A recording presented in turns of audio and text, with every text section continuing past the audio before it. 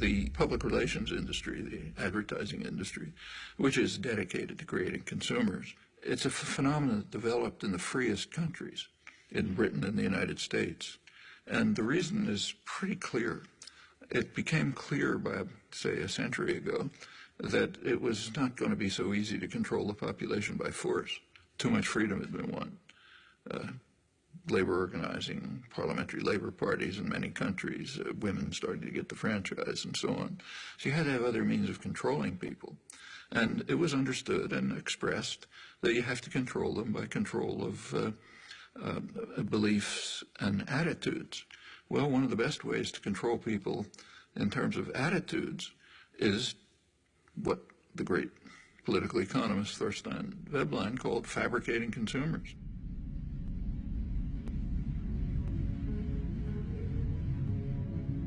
If you can fabricate wants, make obtaining things that are just about within your reach the essence of life, they're going to be trapped into becoming consumers.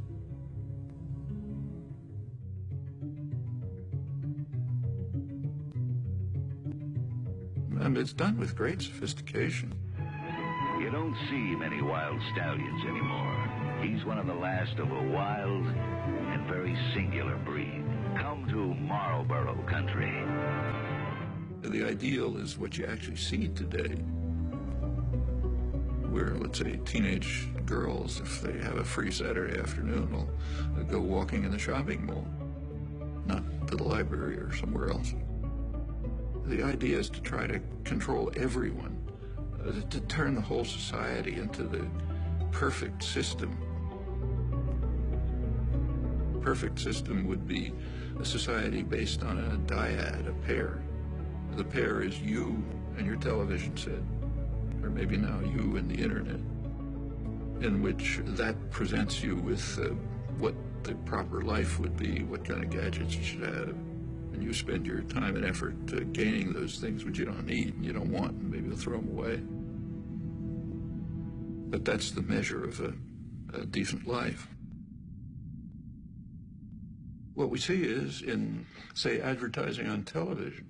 If you've ever taken an economics course, you know that markets are supposed to be based on informed consumers making rational choices. Well, if we had a system like that, a market system, then a television ad would consist of, say, General Motors putting up information saying, here's what we have for sale. That's not what an ad for a car is. An ad for a car is a football hero, an actress, the car doing some crazy thing like going up a mountain or something. The point is to create uninformed consumers who will make irrational choices. That's what advertising is all about. And when the same institutions, PR system, runs elections, they do it the same way.